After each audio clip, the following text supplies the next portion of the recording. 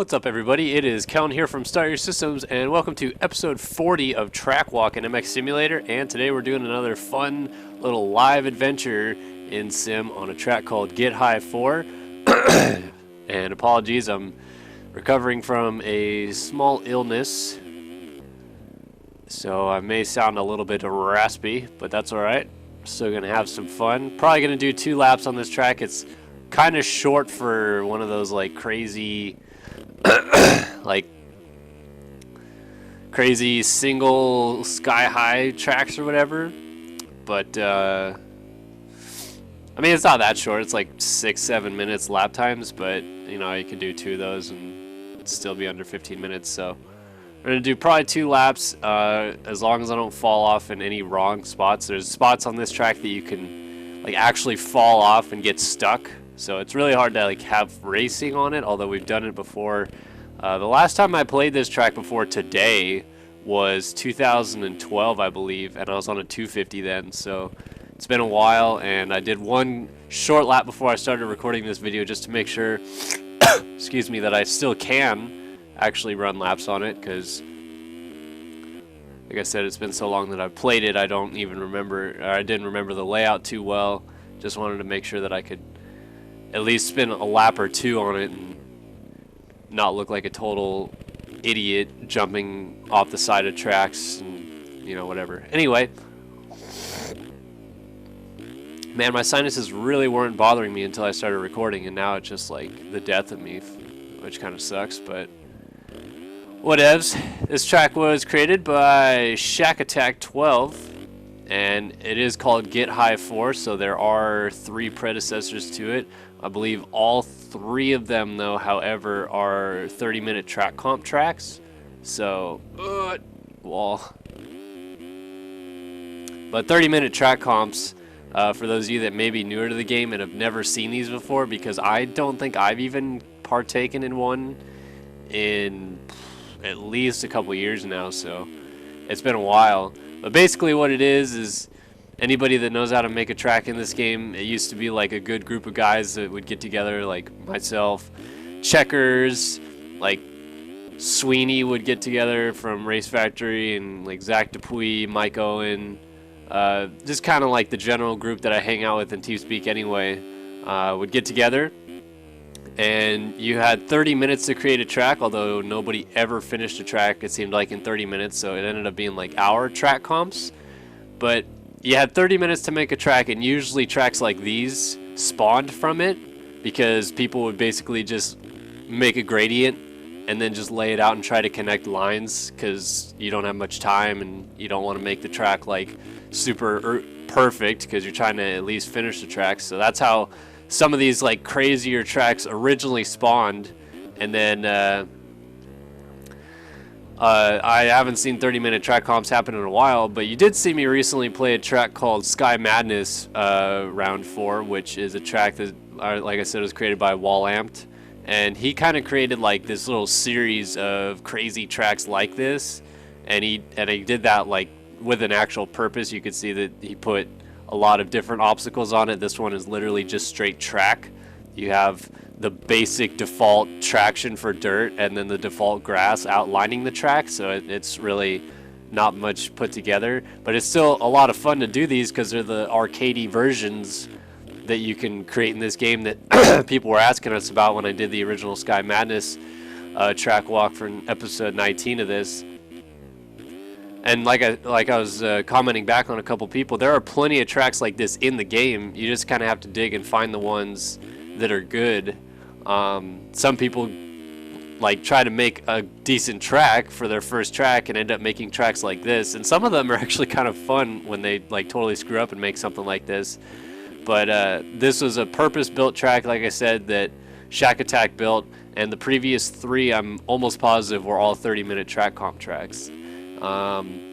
I actually want to get back into doing 30-minute track comps, and we may start doing those as Wednesday night live streams to get some live streams going again, because we're not going to have too many live streams for a while. I think we may stream Monster Cup, although I kind of have plans to race that if it does come about, and then we'll probably stream the MX Simulator of Nations But other than that, not a whole lot of streaming going on until Supercross comes around in 2016 for Sims. So we may start doing 30-minute track comps, tell people about it on Twitter, and then people can show up. If you want to partake, you can do that. If you'd rather just sit and watch the stream, that's also totally fine.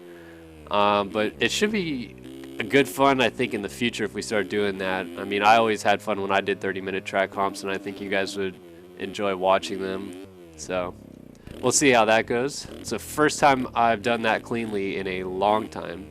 And this is the part of the track where you could get stuck. If you fell down the middle, there's absolutely no way out. So you have to navigate this very cleanly.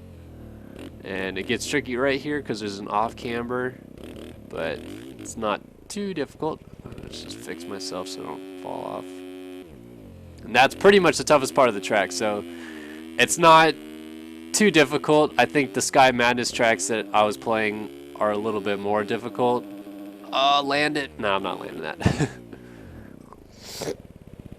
But the Sky Madness tracks are, like I said, more purpose-built to be challenging and have logs and rocks and tires and like purpose-built wall ramps and like crazy stuff like that. This is just pretty much what you can throw together with the gradient tool in Track Editor with an hour or so of your time. So I'm almost finished with one lap, and then I'll finish the second lap. Like I said, we're gonna pretty much do just about a 7-minute lap time here. Oh, that's close. But anyway, back to the 30-minute track comp thing. That was a dumb whip. What happens is you do the 30 minutes or whatever, an hour of editing a track, then everybody uploads their track separately. Someone throws it on one server, and then basically the 6, 7, 8, 9 of you that made a track get together and you race on it, and whoever wins the most races wins the night or whatever, or whoever has the coolest track ends up winning. I do know that oh shit, go left, don't go off.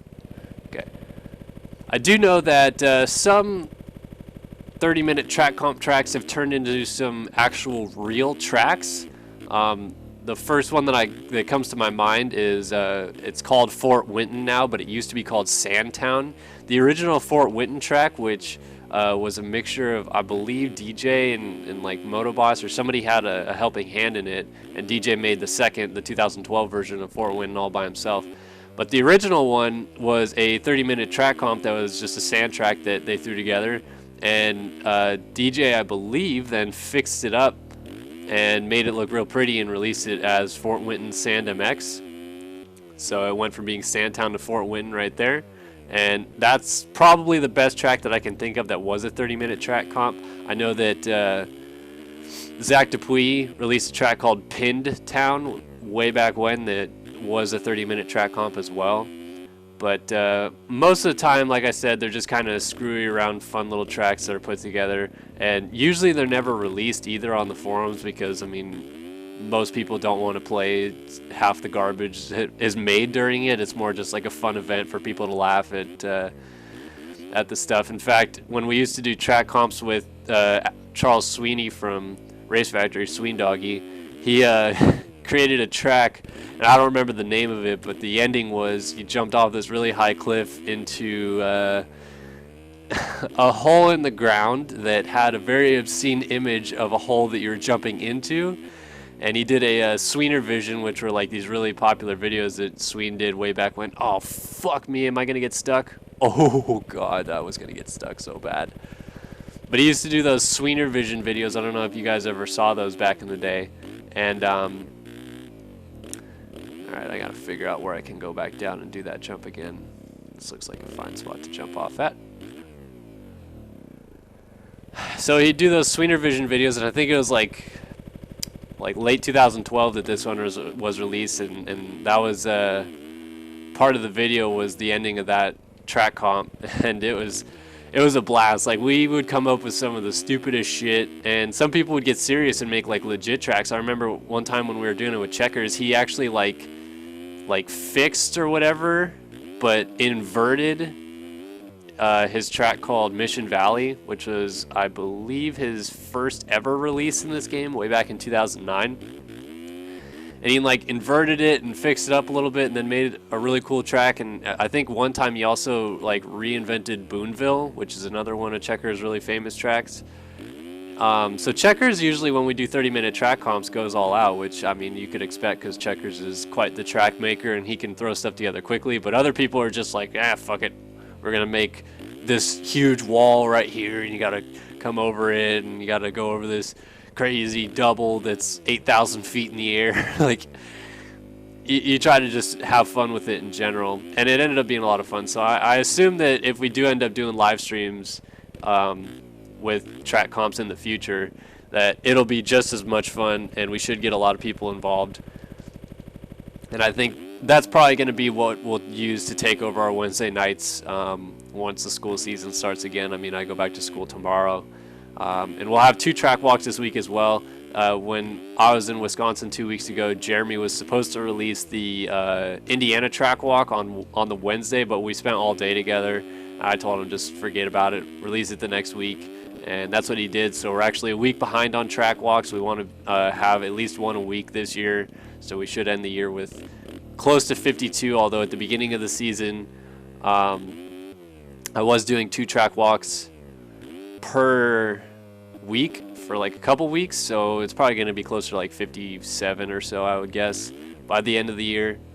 But this is episode 40 right here that you're watching, and I'm going to finish off this second lap at Get High 4, a creation by Brian Haskell, aka Shack Attack 12, who I just discovered left his sunglasses at my house about a month ago when we had a party at my house, and they're sitting on my desk right next to me. So Shaq, if you're watching this, I have your sunglasses. Please return to my house when you have the moments, and I'll return you your sunglasses. Or I guess next time if I get the chance to go riding. I know I was supposed to go ride with you this past weekend, but like I said, I've been sick as a dog.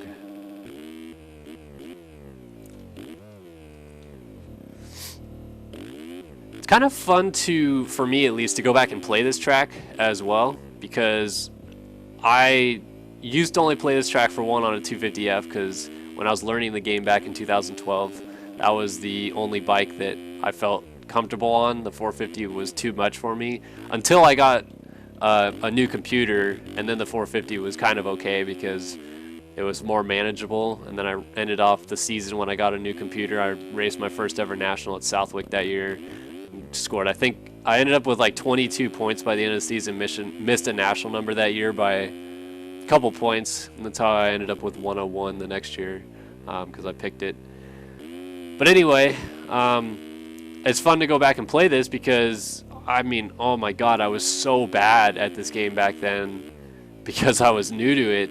And so now to like play this track again, now that I'm better, I guess, it's a lot easier to do things like that backflip that I just busted right there. Never would have been able to do that in my wildest dreams when I started playing this game, and now I can do it fairly without problem. So I think that's pretty cool. At least go up the left side this time.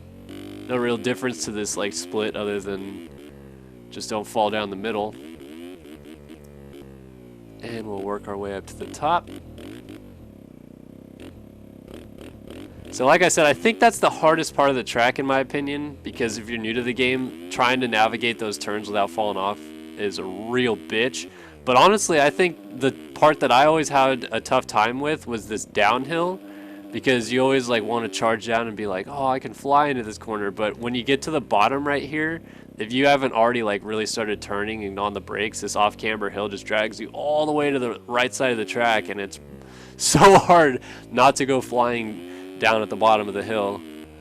But that time I navigated it cleanly, and we're almost done with lap number 2. So this is going to work out to be like a perfect length video in my opinion for a track walk that's a live version, about a 15-minute video.